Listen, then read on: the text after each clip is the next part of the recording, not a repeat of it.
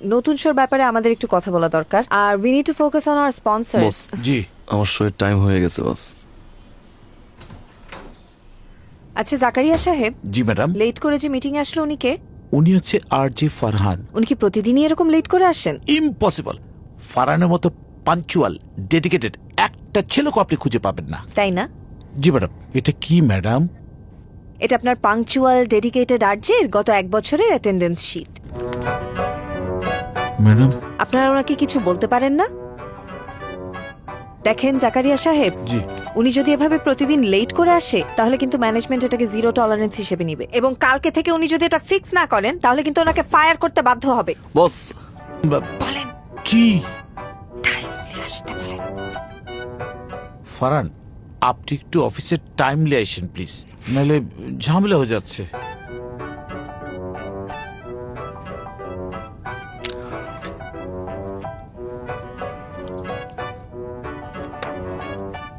বস সত্যি ঢুকছি 3 ঘন্টার শো, কোনো ডিস্টার্ব জানি কেউ না করে, সে যাই হোক।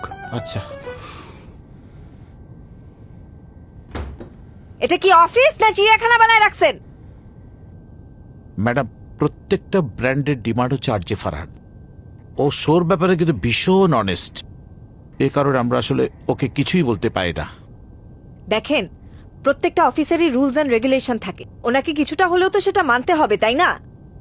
আচ্ছা, আর এই ভূতের শোটা কে করে? ম্যাডাম এটা আমি করি, আমি আচ্ছা, তো এটা কি ভূতের শো না কমেডি শো? কালকে থেকে শো ক্যান্সেল, নতুন শো প্ল্যান করে আমার রুমে পাঠাবেন। জি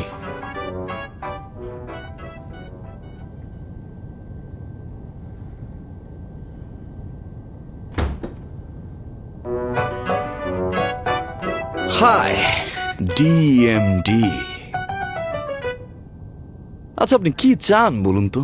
মানে আমার শো দুপুর 3টায়, আপনি আমাকে বলছেন সকাল 10টা অফিসে আসতে এবং শেষ করতে সন্ধ্যা 7টায়। 6 days in a week, যেখানে আমার show 5 days in a week। আপনার বাবা কি জানে ডিএমডি আপনি অফিসের ভিতরে কি শুরু করে দিয়েছেন? I am sorry. ওকে, এটা কোনো কর্পোরেট অফিস না ডিএমডি, আমার আর্টিস্ট, আর একজন আর্টিস্টের পারফরমেন্স ডিপেন্ড করে তার মুডের উপরে। আপনার সকাল 10টা থেকে সন্ধ্যা 7টা পর্যন্ত ধরা বাঁধা টাইমের উপরে না। ব্র্যান্ড আপনার কোম্পানিকে পে করে আমার 3 ঘন্টা পারফরমেন্সের জন্য, and that performance depends on my mood. Okay fine, আপনার অবজারভেশন থাকতেই পারে। আপনি দেখেন যে 3 ঘন্টা শো এর জন্য ব্র্যান্ড আমাকে স্পন্সর করে, সেই 3 ঘন্টা শো এর পারফরমেন্স আমার কোনো কমতি আছে কেন থাকলে আপনি আমাকে বলতে পারেন, কিন্তু যদি কোনো কমতি থাকে you can ask me any time, I will say golden good bye to you and your corporate system. I think you get it DMD.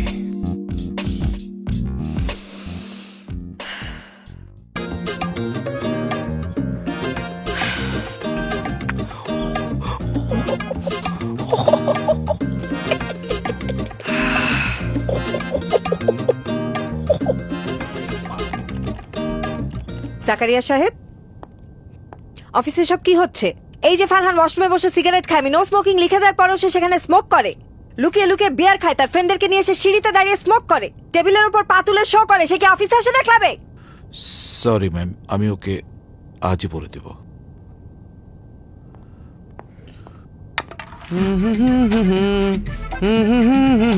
এই দাঁড়াও দাঁড়াও, এটা কি রে? জুস ফারান বছর জন্য নিয়ে যাইতাছি।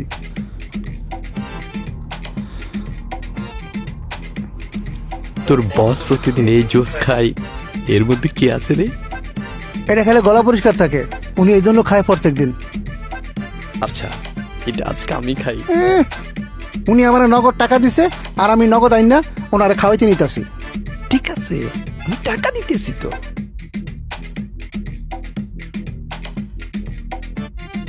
Alright guys, শুনছেন রেডিও আমার ready 8.4 FM. This is your RJ Farhan with the show, the RJ Farhan Show. Okay, যারা ঠিক এই মুহূর্তে আমাকে টেক্সট করতে চান, আর স্পেস দিয়ে আপনার নাম, লোকেশন, তারপর বন্ধু কি লিখবেন এক্স্যাক্টলি আপনার কথা বা গানের রিকোয়েস্ট যেটা আপনি শুনতে চান এই মুহূর্তে পাঠিয়ে দিবেন 2697 969 এই নম্বরে। Okay, আর so যে যারা টিকিট এই মুহূর্তে ফারহান, গানের request তুমি করতে চান, কি এখনই খাও? আমাকে SMS এখন করুন, আমি আমাকে বুঝতে জানিয়ে দিন যে কোন পেরেছি। গান আপনি শুনতে চান। So এই মুহূর্তে আমার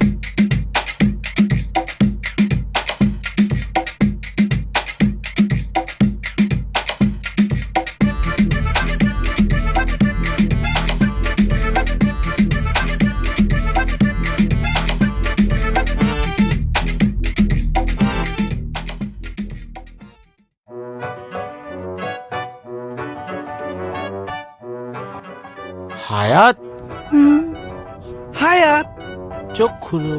চোখ খুলো। হায়াত বলো তো কি হয়েছে তোমার? আমি না মেরে দিছি। ফারহান ভাই আসতে না শো থেকে বের হইল, তারপর আমি শোতে গেলাম। 15 মিনিটস পর গানও প্লে করলাম, তারপর দেখি একটা জুসের গ্লাস। আমি মনে করছি ফারহান আমার জন্য হাফ খেয়ে বাকি হাফটা রেখে দিছে। আমি না মেরে দিছি। 2 মিনিট পর ম্যাম আমার মাথাটা কেমন জানি ঘুরতেছে ম্যাম। হায়াত তুমি কি বুঝতেছো তুমি কি খাইছো? Ma'am I am so sorry ma'am. Madam shut up Zakaria ভাই। আপনি হাসতেছেন কেন? ম্যাডাম আমাকেও একটু খাইয়ে দিয়েছে। এতক্ষণ বুঝতে পারিনি, এখন একটু একটু বুঝতে পারতেছি। This is just too much.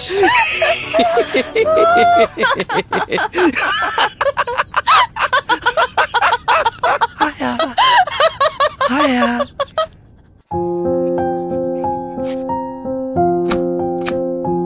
আপনার কি মনে হয় আপনি যা খুশি তাই করে বেড়াবেন? Where is your sense of responsibility? এটা একটা অফিস।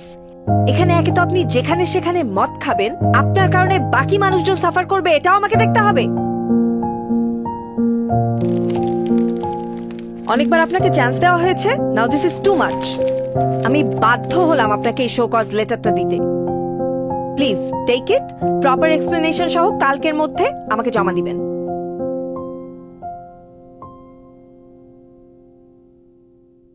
হ্যাপি? এবার তো অ্যাটলিস্ট একটু হাসেন। আপনি তো চেয়েছিলেন আমাকে শোকজ দিবেন, ফায়ার করবেন। Thank you. It's for you, show cause gift.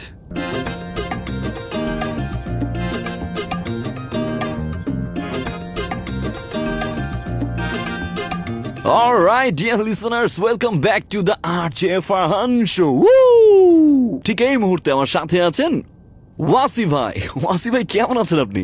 খুব ভালো, আপনি কেমন আছেন? আমি ভালো আছি। ওয়াসি ভাই সবচেয়ে বেস্ট পার্ট হচ্ছে ওয়াসি ভাইকে যে কোনো লিরিক লিখে দিলে সে ইনস্ট্যান্ট শুরু করতে পারে। Am I right, ওয়াসি ভাই? ট্রাই করি। তাহলে একটা ট্রাই হয়ে যাক। হ্যাঁ চলেন। ওয়াসি ভাই ready? Ready. Ready, okay fine. এখন আমি এমন একটা মানুষকে নিয়ে লিরিক লিখব যে মানুষটা হাসে না, সারাক্ষণ মুড অফ করে রাখে, সবসময় রাগী একটা ফেজ নিয়ে থাকে। তো সেই মানুষটা যদি হাসতো তাহলে কেমন লাগতো? আজ আমি দেখি ওয়াসিবের গান শুনে সেই মানুষটা হাসে কি না।